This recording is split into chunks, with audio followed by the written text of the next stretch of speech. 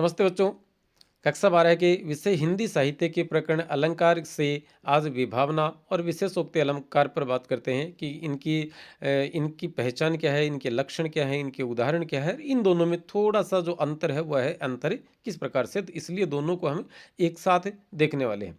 सबसे पहले देखते हैं विभावना अलंकार कि प्रत्येक कार्य के पीछे कोई ना कोई कारण होता है, परंतु जब कहीं पर कारण के बिना ही, कारण का अर्थ यहाँ पर साधन है, साधन के बिना ही किसी कार्य की उत्पत्ति हो जाती है तो वहाँ विभावना अलंकार माना जाता है। तो हम क्या लिखेंगे परिभाषा के रूप में कि जब कहीं पर कारण के अभाव में या कारण के बिना भी किसी कार्य की उत्पत्ति हो जाती है तो वहाँ विभावना अलंकार माना जाता है। इस विभावना को प्रकट करने के लिए बिना, बिनु, भिन्न और रहित जैसे शब्दों का प्रयोग किया जाता है। देखें पहला पद क्या लिखा है कि बिनु पद चले सुने बिनु काना, बिनु कर कर्म करे विधि नाना, आनन रहित सकल रस भोगी, बिनु वाणी बक्ता बढ़ जोगी।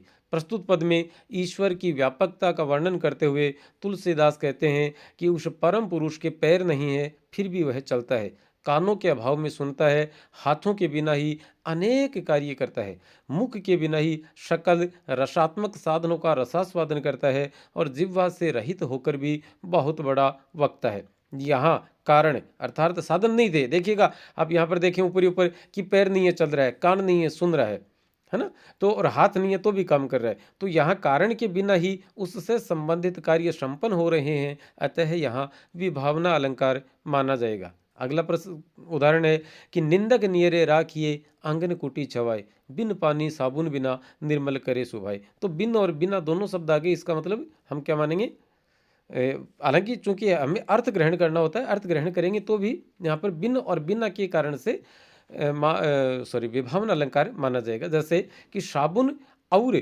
पानी जैसे साधनों के बिना भी कार्य अर्थात निर्मलता वाला कार्य हो रहा है। अगला पॉइंट है कि कोटिन रुंड मुंड बिनु चलही, शीस धरे शीस परे मही, जय जय बोलही। कि कोटिन कि कोटि करोड़ों रुंड मुंड बिनु चलही, कि कोटि शरीर बिना सिर के चल रहे थे, शीस परे मही उनके सिर मही अर्थात पृथ्वी पर पड़े थे और वे जय जयकार करते जा रहे थे। तो इसका अर्थ हमें विशेषोक्ति अलंकार देखें उससे पहले एक बार इसको फिर से रिमाइंड कर देते हैं। विभावना में क्या होता है, कारण नहीं है फिर भी कार्य की उत्पत्ति हो रही है, इसलिए विभावना है। अब विशेषोक्ति में देखिए क्या होता है कि जहां कारण होने पर भी कार्य का न होना प्रदर्शित किया जाता है, मतलब कारण तो है आपके पास, साधन है, फिर भी काम नहीं हो पा रहा, तो इसका उल्टा हो गया ना, वहां क्या था, साधन नहीं था फिर भी काम हो रहा था, यहां साधन है फिर भी काम नहीं हो रहा, अतः विशेषोक्ति अलंकार।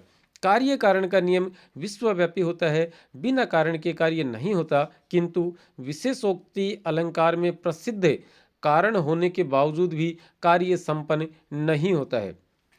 उदाहरण के रूप में देखें कि दौलत इंद्र समान बढ़ी पे खुमान को नेक गुमान न आयो, कि गुमान आना कार्य वो दौलत बढ़ने के कारण होता है, गुमान आना घमंड का आना ये दौलत बढ़ने के कारण होता है। यहाँ दौलत तो बढ़ी पर गुमान नहीं आया, इसलिए यहाँ पर विशेषोक्ति। अगला पॉइंट है या उदाहरण है कि नैननी नह न नैननी को कछु उपजी बड़ी बलाए, नीर भरे नित प्रति रहे तऊ न प्यास बुझाए। कि आंखों में नीर भरा रहता है, मतलब नीर जल भरा रहता है, तऊ न प्यास बुझाए, फिर भी प्यास नहीं बुझती है।